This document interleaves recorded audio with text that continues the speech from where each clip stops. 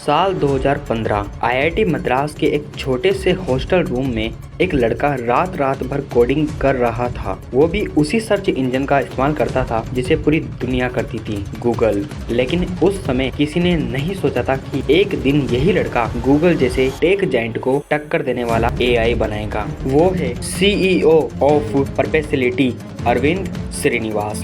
One and only Arvind Srinivas. With Perplexity CEO Arvind Srinivas.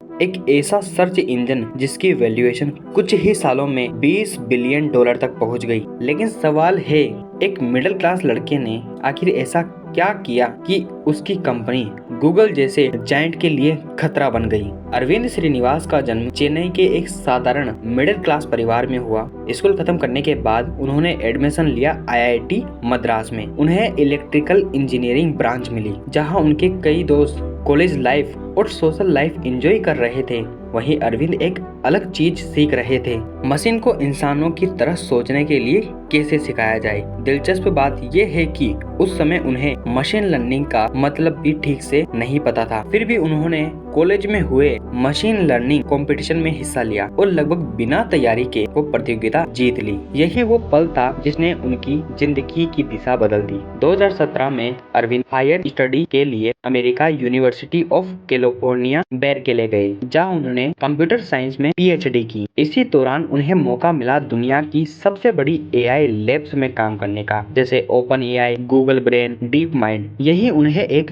बहुत बड़ी बात समझ आई। फ्यूचर का सर्च इंजन सिर्फ लिंक नहीं देगा, बल्कि इंसानों की तरह जवाब देगा। नवंबर 2022 में चैट जीपीटी लॉन्च हुआ और इंटरनेट की दुनिया बदल गई। अब कंप्यूटर सिर्फ सवालों के जवाब नहीं देते, बल्कि कॉन्टेक्स्ट समझकर इंसानी भाषा में जवाब देने लगे। लेकिन इसमें एक बड़ी समस्या थी, इसमें रियल टाइम इंफॉर्मेशन नहीं होती थी और सोर्स दिखाई नहीं देते थे, जिस वजह से लोग कई बार उस जानकारी पर पूरी तरह भरोसा नहीं कर पाते थे। दूसरी तरफ गूगल सर्च करने पर कई सारे लिंक देता था, लेकिन यूजर को सही जवाब ढूंढने के लिए कई वेबसाइट खोलनी पड़ती थी। यही था इंटरनेट का सबसे बड़ा गैप, और इसी गैप को भरने के लिए अरविंद श्रीनिवास ने एक नया आइडिया सोचा। एक ऐसा एआई जो इंटरनेट से रियल टाइम डाटा लाए, उसे शॉर्ट और क्लियर आंसर में बदले और हर जानकारी के साथ सेरिडेबल सोर्स भी दिखाए। यहीं से शुरू हुआ परप्लेक्सिटी एआई का कॉन्सेप्ट। लेकिन एक बहुत बड़ी समस्या सामने थी, कैपिटल, क्योंकि अपना खुद का AI model banana billions of dollar का काम था। तब अरविंद ने एक बहुत स्मार्ट स्ट्रेटेजी अपनाई। उन्होंने खुद का एआई मॉडल बनाने की बजाय दुनिया के सबसे अच्छे एआई मॉडल को अपने प्लेटफॉर्म पर जोड़ दिया, जैसे चैट जीपीटी 4, जेमिनी, LLaMA। इन सभी मॉडल को एपीआईज के जरिए इंटीग्रेट करके परप्लेक्सिटी को एक एआई एरोगेटर प्लेटफॉर्म बना दिया। इसके दो बड़े फायदे थे, बहुत बड़ा इंफ्रास्ट्रक्चर खर्च नहीं आया, दूसरा किसी एक एआई मॉडल पर निर्भरता भी नहीं रही। 7 दिसंबर 2022 को अरविंद ने अपने 3 फाउंडर के साथ परप्लेक्सिटी एआई को लॉन्च किया, और जो हुआ उसकी किसी ने एक्सपेक्टेशन नहीं की थी।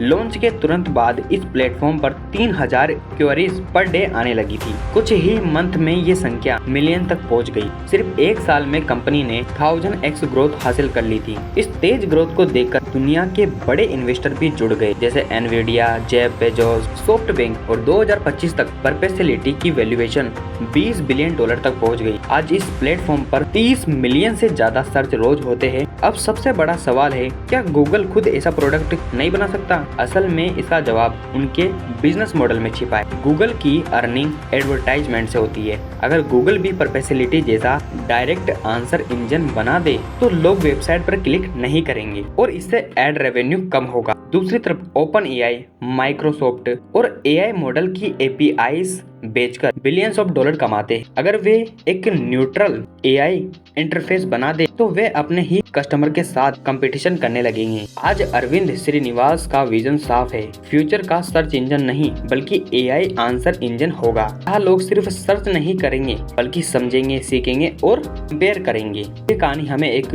बहुत बड़ी बात सिखाती है, अगर आपके पास सही विजन और सही दिशा है, मिडिल क्लास लड़का भी $3 ऑफ कंपनी का मालिक बन सकता है। And thanks for watching and follow for more content.